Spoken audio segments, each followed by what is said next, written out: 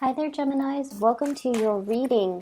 So, when I was shuffling out this card for you, this spread for you guys, what I saw was, I saw this young man. He's about, 20, 25, 26.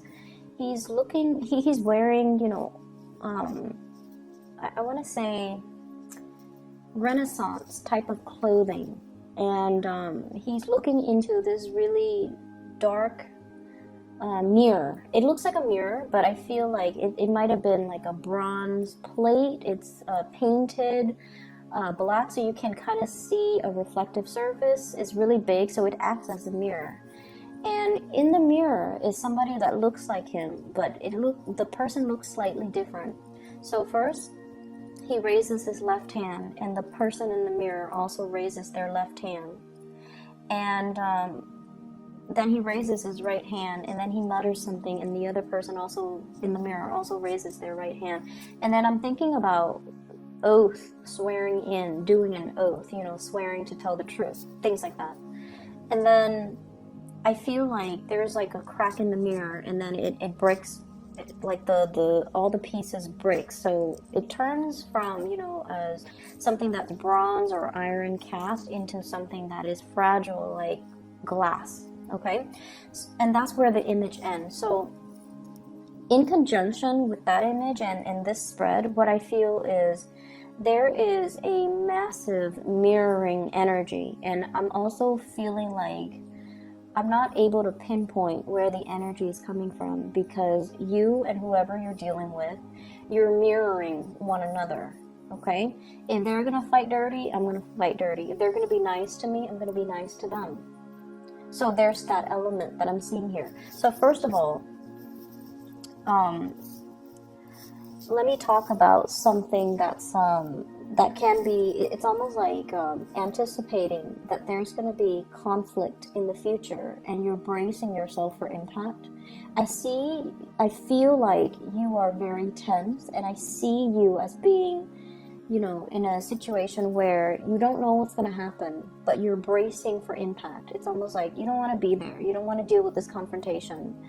And you might not want to deal with this person. You don't know how it's going to play out, but you're keeping very, very, very steady to your course because you believe it is the best thing ever. And you could potentially be facing one other person or a group of people, and there's opposition, but you're just like, I'm going to maintain true to my course. And I see like a courtroom, that whole swearing in, promising to be honest and truthful, and to be able to relay information that represents the truth. So I see something like that, possibly a court date with another person, possibly being called to court to summon to tell your side of the story. And then I'm also seeing as well, going back to that mirroring energy, I'm not seeing a lot of work and a lot of finance, career situations that are really occupying the space in your mind. I'm seeing more romance, okay? And let me just relay the information as I see it. I see a huge age difference between two people. You could be the younger one, or you could be the older one. Once again, it's hard for me to pinpoint this energy.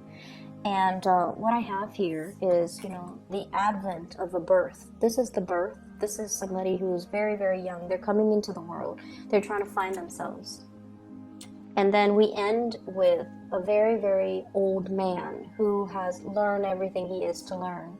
And he's trying to give the guidance and the advice and the knowledge, to transmit knowledge to the younger generation. Okay, so there's an element about things coming full circle in this spread.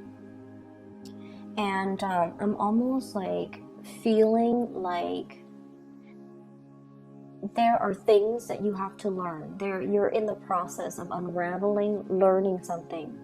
And when we are in a learning environment, we have to, be defenseless. We have to also understand that I'm not an expert in my field. So I need to humble myself to take other people's advice.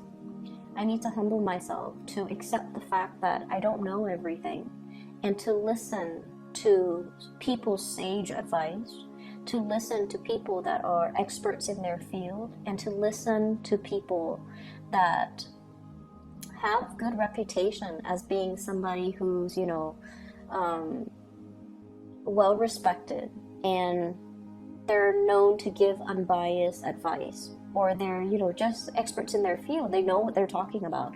I need to operate from that space where I'm open and receptive to new information, new ways of doing.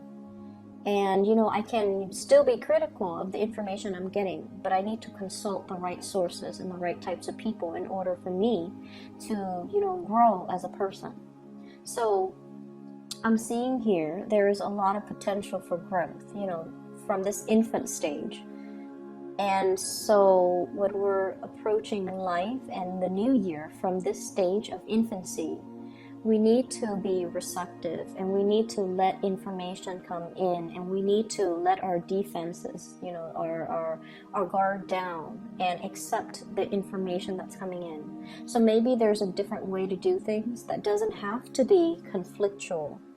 Maybe there's a wiser, a more exalted way to do things, where we can give of ourselves, where we can transfer knowledge, where we can allow new situations to thrive. Okay, so steering away from conflict and moving towards a situation where it's almost like making that sacrifice, letting the ego aside in order to allow new things to thrive, in order to allow new opportunities for new people to come into the picture. So that's what I'm sensing here. And I feel, once again, going back to that initial message that I got off track on, there is a relationship here where there's an age difference. And the reason I bring this up is a lot of the times age gaps, can indicate a generational rift between two people. One person operates from more of that place of, I'm feeling, honestly, 1950s types of family dynamics, where the one person is like the breadwinner, the other person is like the homemaker or the caretaker. One person comes home with his usually briefcase, and then the other person that's at home comes and greet them at the doors.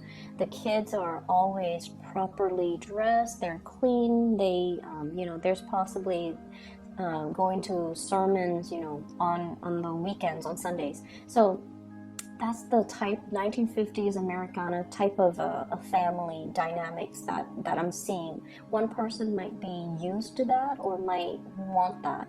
And then the younger person might be looking for something a little bit more exciting. The young person might feel like, marriage is nice and all, but look at the divorce rates. Do we really need the institution of marriage? So one person might be a little bit more of a nonconformist. So I do see ideological clashes, values clashes between two people because of this age gap. And age, when we love somebody, is not really a major factor. But when we think about our childhood conditioning and the environment we grow up in, the age gap can create rifts further down the line, okay? Just based on our worldview of the generation that we grow up in. I mean, look at the new generation. They're so inundated with electronics, and there's like really high rates of, ADD amongst children. So we have to factor these things into the dynamics of the relationship, and we have to really understand where the other person's coming from, okay? And so I see this attraction, and I see a major age gap. And then I also feel like for many of you, there might also be age gaps in your existing relationship that creates conflicts, that disallows you to see eye to eye with one another. And I feel like there is a very brazen, bold communication that came through from somebody. It could be from your end, it could be from your partner. Bold, brazen communication that was like stark naked truth. And the reason I say that is because of this card. Okay, so this is here, it's equivalent to the Page of Swords. This is like bold, brash communication, and I don't feel that is brash, but I feel like somebody is putting everything on the line. I mean, he's got nothing left to lose, and he's in a little bit of an interesting situation, okay? So somebody is offering you possibly an interesting proposal, and you might sit with this information and you don't know what to do with it. And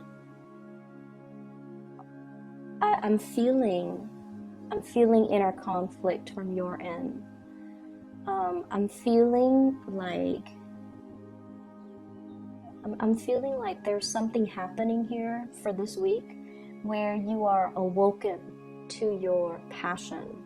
You are awoken to something new. It's like whatever flame that has been flickering and, you know, growing to embers and have been kind of squashed out in your life, it's being reignited in a very, very big way. And it's being reignited by a person. I see a physical person coming into the picture. And the flames could be anger, or the flames could be love. It could be passion, or it could be lust. So however this operates for you, it's going to be different. But I definitely see a spark of passion, of something that you thought, you know, it's done and over with, it's gone. It's being lit up again. And so it could signal to me, you know, facing a conflict with somebody that gets your blood pressure up. Or it could be dealing with something that is new and passionate. And it's almost like, either way, there's some daring, provocative communication coming through. And you're sitting with it and you're like not really sure what to do. You're not really sure what to say, and you're not really sure what you need to do. I feel like some of you might be in a relationship and you're being solicited from outside your relationship, and you're just like, no, I'm good where I'm at. You know, I'm safe. I trust my partner. I don't know if I trust you 100%. So I feel like that's what I got. And then for others, I feel almost like you're afraid to go after this new spark of passion or pursue that person because you feel like, no, they're gonna break my heart. I like them a lot, but I don't feel like they like me to the same extent.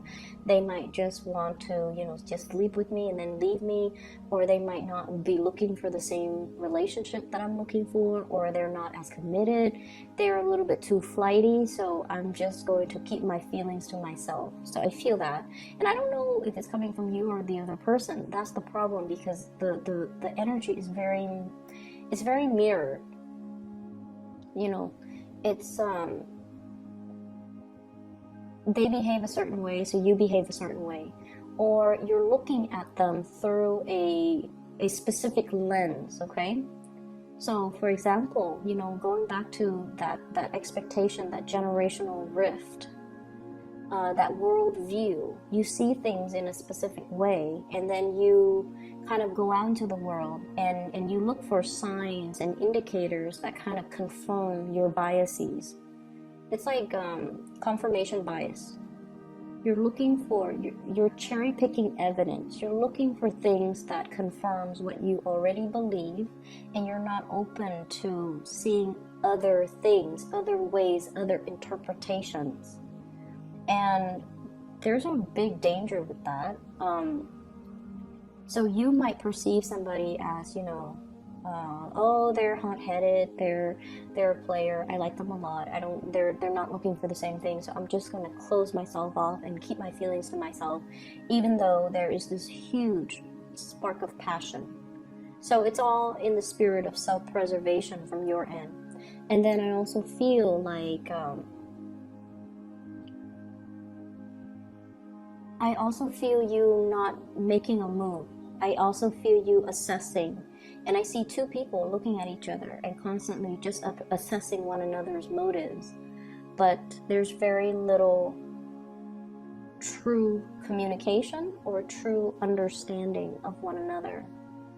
So that's, you know, anytime we encounter somebody that's very different from us, it's a good opportunity to learn. It's a good opportunity for us to kind of expand our consciousness and to figure out, you know, why are they doing things like this? We can learn a few things. We can learn better ways of doing even.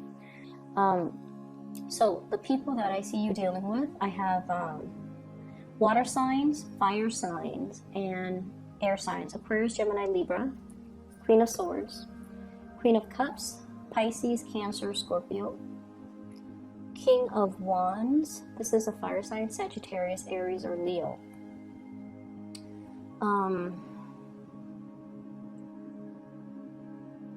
I'm seeing somebody.